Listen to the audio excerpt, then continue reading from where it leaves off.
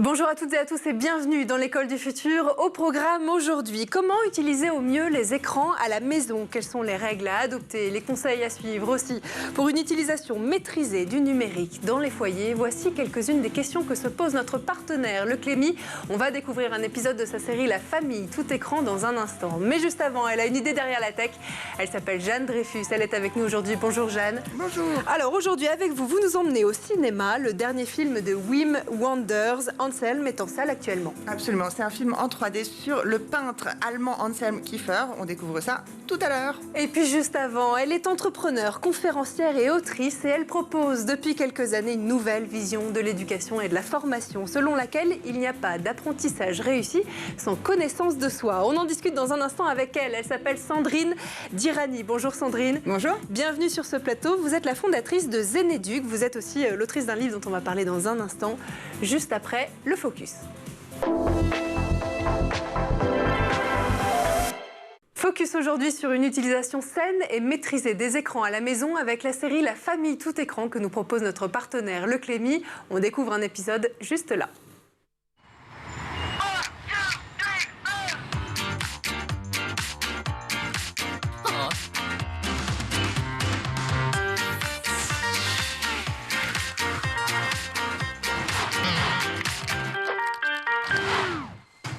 Bah, qu'est-ce qu'il y a, ma grande? J'ai fait une grosse bêtise. J'ai trahi ma meilleure copine. Muriel? Pas Muriel, Maïwen. Ça fait 4 fois que je te le dis. Qu'est-ce qui s'est passé? Une fille de la classe t'a mis une photo sur les réseaux sociaux pour se moquer des roues. Et moi, sans faire exprès, j'ai liké. Et maintenant, elle veut plus me parler. Bah oui, elle tape tellement vite sur mon clavier qu'elle s'est même pas rendue compte de la boulette. Et t'as qu'à supprimer ton like. Mais c'est trop tard, elle l'a vu. C'est pas très grave non plus.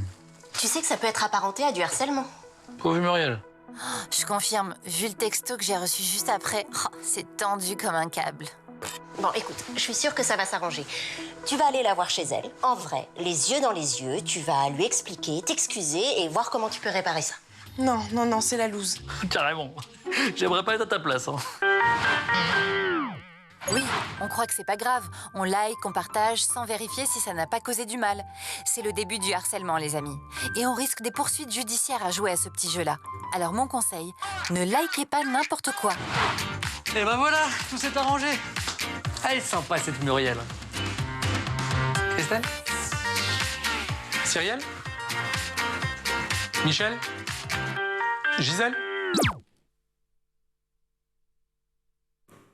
La clé de la réussite scolaire se tiendrait-elle dans la connaissance de soi? C'est en tout cas le point de vue de notre invitée. À travers des livres et une aventure entrepreneuriale à succès, elle invite les enfants à s'épanouir avec un objectif, mieux réussir et mieux grandir. On va en parler dans la première partie du talk. Et aujourd'hui, à nos côtés pour en parler, Sandrine Dirani. Vous êtes donc la fondatrice de Zeneduc et vous avez publié ce livre, Les 10 secrets des parents dont les enfants réussissent, où vous présentez en fait une sorte de méthode d'éducation très innovante, positive et efficace, basée sur les neurosciences. Pourquoi avoir écrit ce livre? Est-ce que ça part d'un constat que vous avez fait il y a quelques mois, quelques années? Alors, je suis la fondatrice d'une société qui s'appelle Zeneduc, qui est en fait un site de soutien scolaire à destination des familles. Et donc, j'ai tous les jours des parents démunis au téléphone qui me posent diverses questions. Donc, dans ces questions, il y a « mon enfant n'est pas assez motivé, il est paresseux, j'arrive pas à le faire gagner en autonomie ». Donc, il y a plein de questions qui reviennent sans cesse.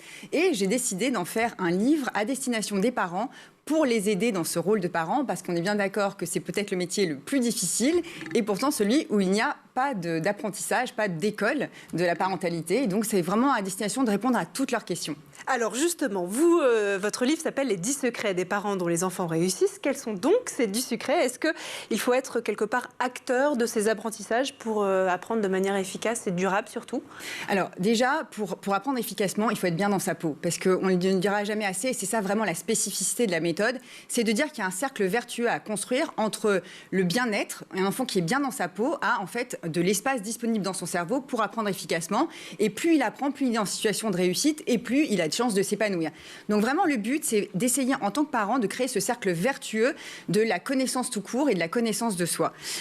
Pour y arriver, le maître mot, je dirais, dans le livre, c'est de créer une relation parent-enfant constructive, basée sur l'écoute et le respect mutuel. Donc vraiment, c'est beaucoup de d'outils pour apprendre à écouter son enfant et justement à le rendre acteur de ses apprentissages. Est-ce que justement ce dialogue qu'on peut avoir avec les enfants, on ne le fait pas assez aujourd'hui? C'est le constat que vous faites quand les parents viennent vous voir, vous remarquez qu'en fait ils ne se parlent pas?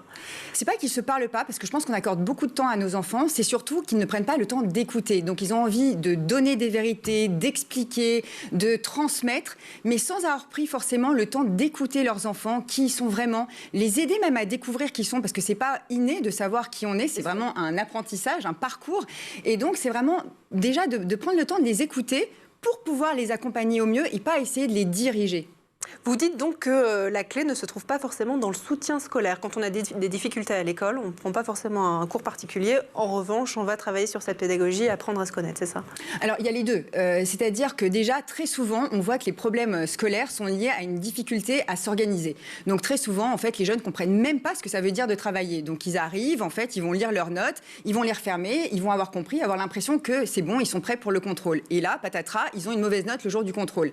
Pourquoi? Parce qu'ils n'ont pas pris le temps de réactiver leur mémoire. Peut-être parce qu'ils ne se sont pas organisés en amont et ils n'ont pas de planning, ils ne savent pas s'organiser pour travailler. Donc il peut y avoir beaucoup de choses à explorer avec son enfant avant de passer à du soutien scolaire classique. Et après, évidemment, s'il a une difficulté dans une matière spécifique, on l'aide et on peut lui donner du soutien scolaire.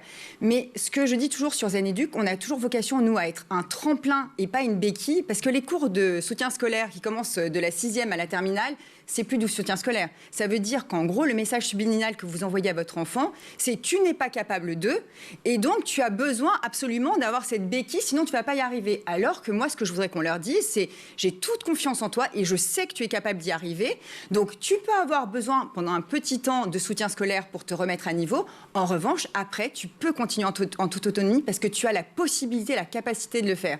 C'est très vrai. Est-ce que ça tient aussi à un accompagnement personnalisé, bienveillant de l'enfant? Ah oui, évidemment. Alors déjà, on sait, les neurosciences nous le disent, un enfant qui a peur, en fait, qui est sous stress, son cerveau se ferme.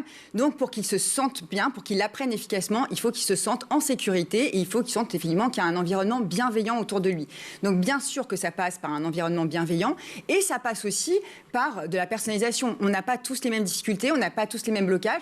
Certains blocages sont de l'ordre de la compréhension dans une matière, mais d'autres sont des freins, des blocages qu'on se met à soi-même. Et donc, l'idée, c'est d'aider et d'accompagner son enfant à lever ces freins, à les découvrir déjà, et puis à les lever progressivement. Et donc, ça se fait de façon totalement personnalisée. Alors, vous rencontrez Sandrine depuis plusieurs années maintenant, de nombreux parents, des familles, vous l'avez dit, par le biais de votre site, Zen Educ. Quelles sont leurs angoisses et préoccupations majeures à ces parents? Est-ce que c'est l'addiction aux écrans qui a forcément un impact sur la scolarité? Est-ce que c'est le « t'inquiète, maman, je gère » Quelles sont les principales raisons pour lesquelles les parents vous consultent aujourd'hui? Alors, le titre de ce livre a failli être « T'inquiète, je gère ». Je gère vraiment, parce que c'est toujours « T'inquiète, je gère », mais est-ce que je gère vraiment? La grosse préoccupation des parents qui appellent Zen Educ, c'est vraiment le « T'inquiète, je gère ». C'est-à-dire que les enfants arrivent en disant « Ouais, mais c'est bon, ils n'ont plus envie qu'on les accompagne ». En plus, quand ils sont petits, en primaire, c'est sûr que c'est assez facile, parce qu'ils sont encore malléables, donc c'est encore facile de les accompagner. À partir de la 6e, mais je ne parle pas de la 3e, ça devient quasiment impossible. Et on voit qu'il y a des relations super conflictuelles entre les parents et les enfants, notamment au moment des devoirs, notamment au moment des grandes parties d'orientation où les parents commencent à angoisser. Et on voit que les enfants, alors ou bien ils n'angoissent pas, ils ne le montrent pas, ou bien ils sont très très zen par rapport à leur avenir.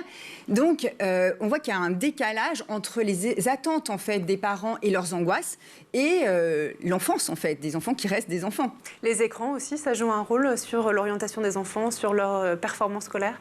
Alors, un enfant qui est addict aux écrans, forcément, ne va pas avoir la même sociabilité, ne va pas lire, ne va pas communiquer, donc il va y avoir un impact sur son vocabulaire, sur sa structuration des phrases, sur son rapport à l'autre, donc évidemment que ça a un impact. Maintenant, on ne peut pas tout mettre derrière les écrans, et d'ailleurs, ça dépend de l'usage qu'on fait des écrans aussi. C'est souvent le sujet, effectivement. Est-ce qu'aujourd'hui, vous diriez, Sandrine, qu'en France, on n'apprend pas assez à apprendre? Est-ce que c'est ça le sujet, quelque part, qui est rencontré par les enfants? Alors moi, je pense que c'est vraiment fondamental. C'est exactement ça, la difficulté, c'est que les enfants engrangent beaucoup de savoir, on leur apprend beaucoup de choses, et d'ailleurs peut-être beaucoup plus qu'il y a des années, puisqu'on veut qu'ils apprennent le chinois, on veut des cours de citoyenneté, on veut des cours un petit peu de tout. Donc ils ont beaucoup d'informations qui doivent rentrer dans leur cerveau, et pourtant, On ne leur a jamais donné de méthodologie pour apprendre à apprendre. On leur a jamais fait découvrir aussi des outils et des méthodes d'apprentissage qui pourraient leur correspondre plus ou moins, parce qu'en fait, il y a plein de méthodes d'apprentissage et il n'y en a pas une qui est véritablement meilleure que l'autre. Il y a des outils et des méthodes qui vous correspondent et que vous allez pouvoir utiliser. Donc déjà, il faut les découvrir et surtout savoir comment fonctionne le cerveau pour pouvoir l'utiliser, le mobiliser au mieux. Alors justement, parmi ces méthodes, la transition est toute trouvée, dans votre livre, vous mettez à disposition des parents un cahier d'exercices, de réflexion, de méditation aussi et d'application. L'une de ces méthodes a retenu toute mon attention, ça s'appelle l'arbre de vie. En quelques mots, un exercice qui repose en fait sur l'idée de poser une intention sur un sujet, c'est ça? Vous nous en dites plus? Exactement. Alors l'idée, c'est vraiment de poser une intention. L'arbre de vie, on peut le faire pour plein de choses différentes, mais donc c'est de poser déjà une intention et de se servir de cet arbre pour pouvoir dialoguer avec son enfant et l'aider à aller au fond de lui-même pour comprendre qui il est.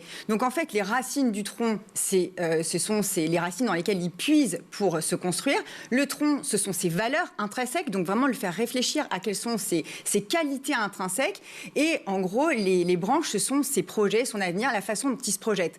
Donc c'est vrai que c'est un super exercice pour aider votre enfant à avoir un exercice d'introspection et surtout à se projeter aussi dans l'avenir. Et porter un nouveau regard sur une situation difficile, complexe que peut rencontrer un enfant? Aussi, ça peut tout à fait être une des intentions qu'on met sur ce projet, sur cet arbre de vie. Alors Sandrine, la plateforme Parcoursup ouvre prochainement. Un grand moment, on le sait, de stress et d'anxiété pour les parents, pour les enfants aussi. C'est, comme son nom l'indique, avant tout un parcours, selon vous, à la découverte de soi et de ce que l'on veut faire à l'avenir? Alors, Parcoursup, c'est plus difficile qu'un parcours, parce que c'est vrai que c'est plus fermé, c'est trouver l'orientation qui nous va bien. Donc, pour que ça s'inscrive effectivement dans un parcours comme son nom l'indique, il faut déjà commencer en amont à réfléchir à qui on est et à ce qu'on a envie de faire de sa vie. Donc, c'est très compliqué, parce qu'on demande à des enfants de 15 ans ou de 16 ans, 17 ans, de savoir ce qu'ils ont envie de faire dans la vie, alors que moi, personnellement, j'ai découvert ce que je voulais vraiment faire de ma vie à 35 ans. Donc, on voit bien que c'est un peu complexe de leur demander quelque chose qui est, en fait, le travail d'une vie entière. En revanche, il y a plein de formations et plein de méthodes qui aident l'enfant justement à découvrir ses forces, ses faiblesses, ses appétences pour pouvoir écrire sa propre histoire et découvrir son parcours de vie. Donc j'encourage véritablement les parents le plus tôt possible, dès la 3e, à encourager des formations sur la connaissance de soi ou des méthodes sur la connaissance de soi pour pouvoir vivre ce parcours de Parcoursup beaucoup plus sereinement que si, en fait, on le découvre au moment de la terminale, quoi. C'est sûr. Et parmi ces méthodes, évidemment, je vous conseille ce livre. On va en parler justement dans un instant. Continuez à parler aussi de la pédagogie positive qui est au cœur de votre livre et de vos actions depuis quelques années déjà. Juste avant, on va faire un tour du côté de la planète tech. Images, vidéo, c'est le Zap et c'est l'œil d'Edouard Degnaud.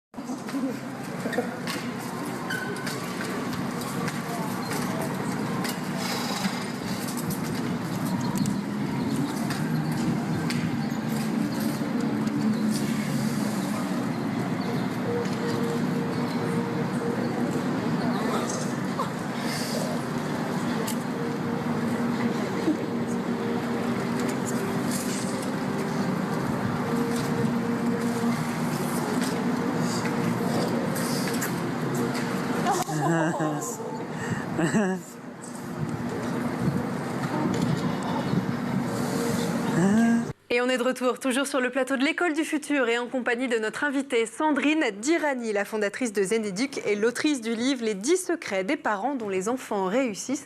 Justement, on va aller à la découverte, continuer à aller à la découverte de ces 10 secrets. Mais juste avant de reprendre nos discussions, on va laisser place à la chronique de Jeanne Dreyfus qui a une idée derrière la tech. Jeanne, avec vous, vous nous parlez art et cinéma aujourd'hui puisque vous avez vu le dernier film de Wim Wenders, un documentaire 3D consacré au peintre allemand Anselm Kiefer. Absolument. Ce film, sorti en salle le 18 octobre, y réunit deux géants des arts qui, depuis 30 ans, se connaissent, s'admirent et ont fomenté l'idée de faire un film ensemble. Les deux géants, c'est le cinéaste allemand Wim Wenders, Paris, Texas et la robe angora rose de Nastassja Kinski, c'est lui. Les ailes du désir de Bruno Ganz, enfin avec Bruno Ganz et Peter Falks en ange déchu sur les toits de Berlin, c'est lui. Et le plasticien Anselm Kiefer, un des, si ce n'est l'artiste vivant le plus connu d'Allemagne. On le connaît pour avoir notamment l'année dernière investi le Palais des Doges, rien que ça. 30 ans donc et 2 années que les deux artistes ont travaillé à la réalisation de ce film. C'est important ce temps, Jeanne ? C'est même central ce temps. Ce film s'appelle Anselm ou le bruit du temps. Et pourquoi ce temps est-il central ? Eh bien, c'est une des choses qui a fasciné le plus le cinéaste. C'est justement la façon dont Anselm Kiefer soumet ses toiles au feu, à la craquelure des matières, à l'eau de pluie, à la rouille, au plomb en fusion. Autant de moyens d'introduire la 4e dimension temporelle dans des œuvres dont on a l'impression qu'elles existent depuis toujours. Ce temps, dans le film de Wenders, il est également celui qui a été au sein du processus de réalisation. Le cinéaste, a filmé Anselm Kiefer à 6 reprises sur 2 années pendant différentes saisons qui suivent en écho la vie du peintre, à travers notamment les ateliers successifs où Anselm Kiefer a travaillé tous plus géants les uns que les autres, tellement géants qu'il s'y déplace à vélo. On voyait ici son atelier de Croatie, déjà impressionnant, mais ce n'est rien à côté de celui de Barjac, où Kiefer, en fait, est dans ce qu'on appelle un atelier monde, dans une ancienne filature de Barjac. Il a investi et transformé 40 hectares, où il a disposé ses œuvres, on le voyait tout à l'heure, sous des verrières ou dans des sous-sols absolument cathédraux, ou au sein de son amphithéâtre en tôle, ou encore dans sa forêt de Tour de Pise. Bref, on voit bien en fait que le gigantisme que met si bien en scène Wim Wenders se marie avec l'université des thèmes, des histoires, des mythes qui traversent l'œuvre d'Anselm Kiefer. Cette importance du temps, Jeanne, est aussi partie prenante de l'histoire allemande qui est centrale dans son œuvre. Absolument. Anselm Kiefer, il est né en mars 1945, juste avant donc la fin du conflit mondial. Et son œuvre n'aura de cesse de porter la mémoire d'un pays qui veut par-dessus tout oublié. C'est ce qu'il a fait en 1969, en se photographiant, en faisant le salut nazi dans des habits qui ont été empruntés à son père, ancien soldat de la Wehrmacht, et dans différents endroits touristiques du monde. C'est un petit peu le nain de jardin d'Amélie de Poulain version allemande, mais en fait, ce que lui a voulu faire, parce qu'il a été considéré comme un néo-nazi à l'époque, mais non, lui, ce qu'il voulait justement, c'était mettre fin à l'omerta et tendre un miroir à chaque spectateur qui faisait face à son œuvre et se passer, c'est la matière même de son travail.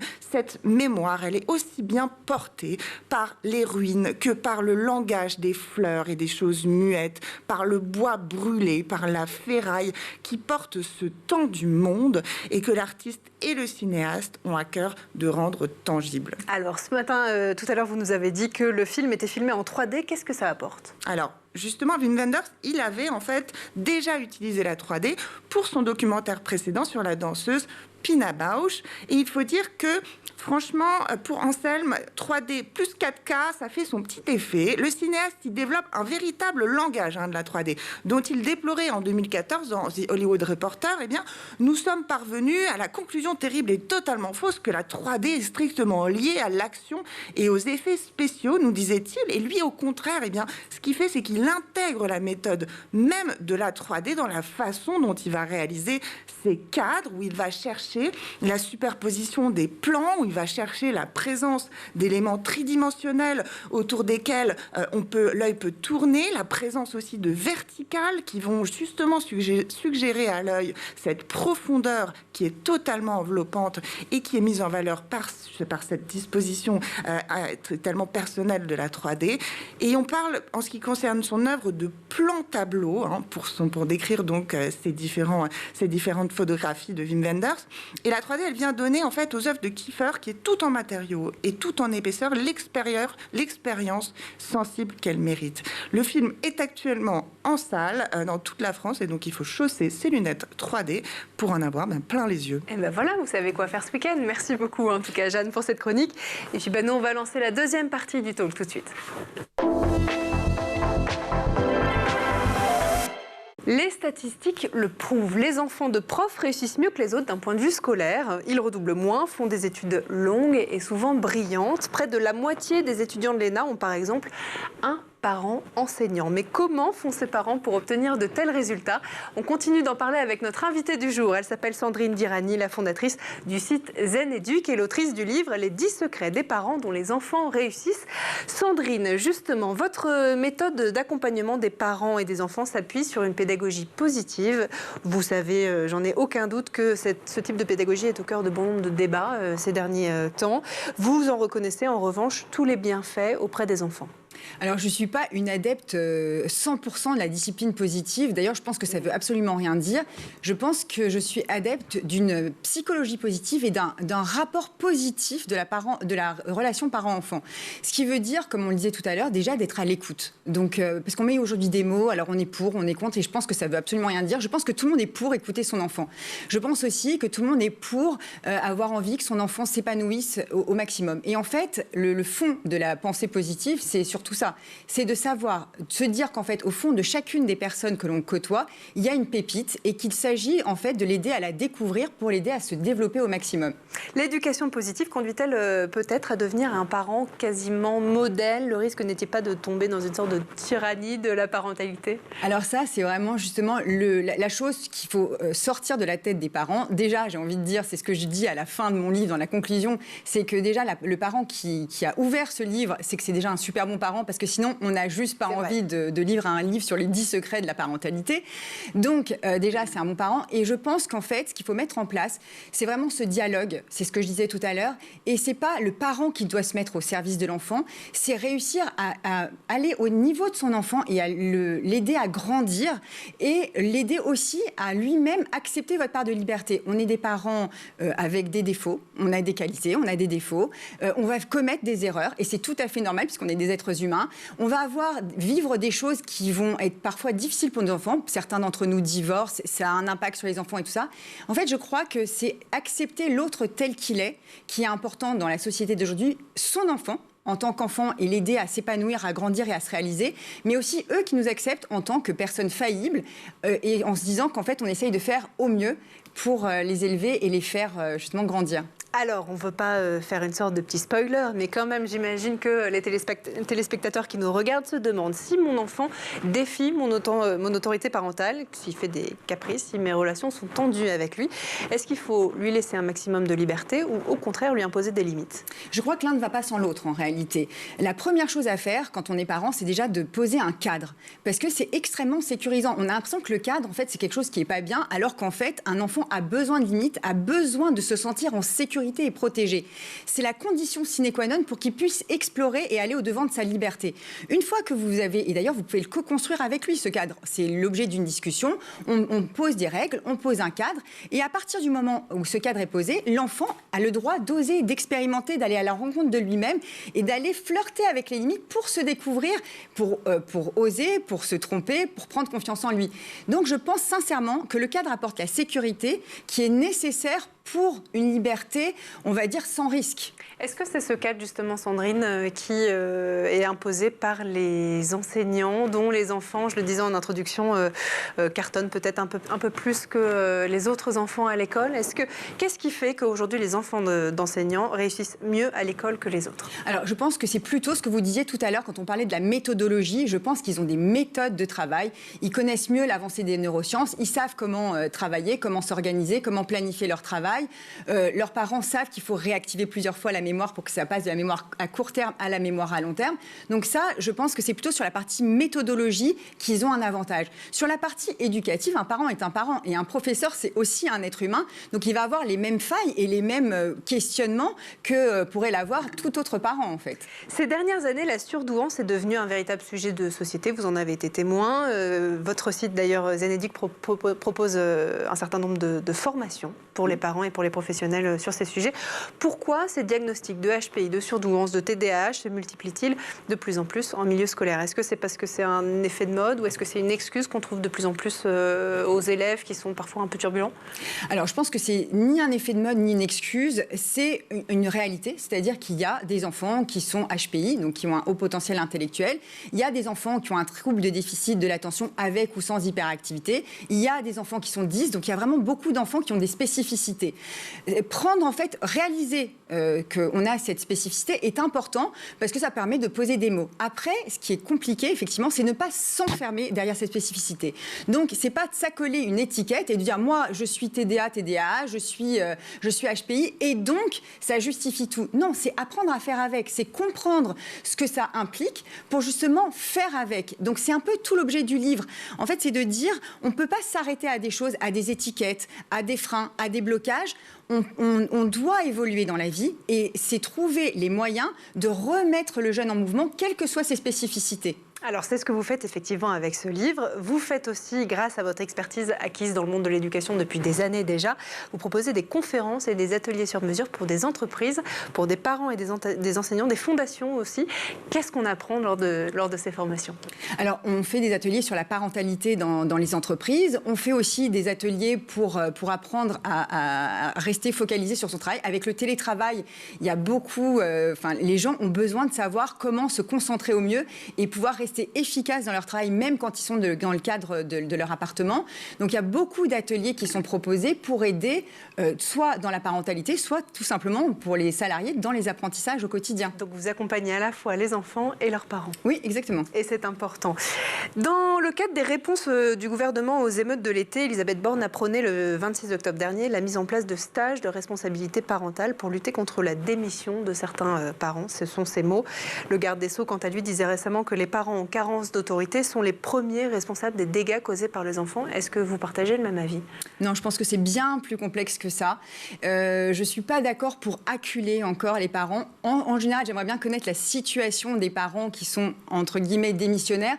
Parce que si c'est une famille monoparentale où la maman doit avoir 2 ou 3 emplois pour pouvoir subvenir aux besoins de sa famille et qu'en plus, on lui dit qu'elle n'a pas bien fait et que du coup, elle va avoir le couperet qui va lui tomber sur la tête, je ne suis pas sûre que ce soit que toutes les mesures coercitives où on accable les gens soient vraiment ce dont la société a besoin. Je pense sincèrement qu'on a beaucoup plus besoin d'accompagner les jeunes et de trouver des solutions pour aider des parents qui parfois sont eux-mêmes en situation assez difficile. Et ça se fait effectivement cet accompagnement à la fois à l'école et à la maison.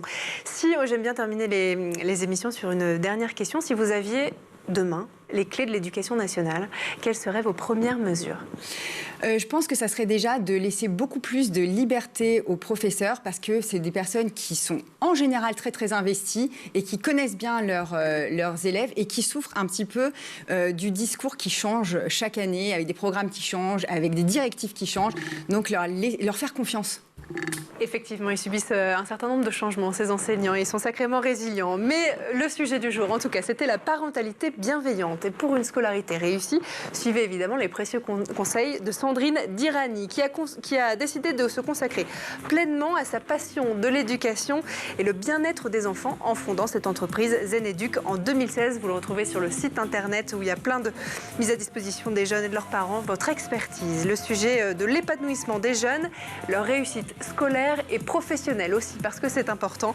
Merci encore à vous. Je vous conseille évidemment ce livre, Les 10 secrets des parents dont les enfants réussissent. Merci beaucoup Sandrine d'avoir été avec nous aujourd'hui.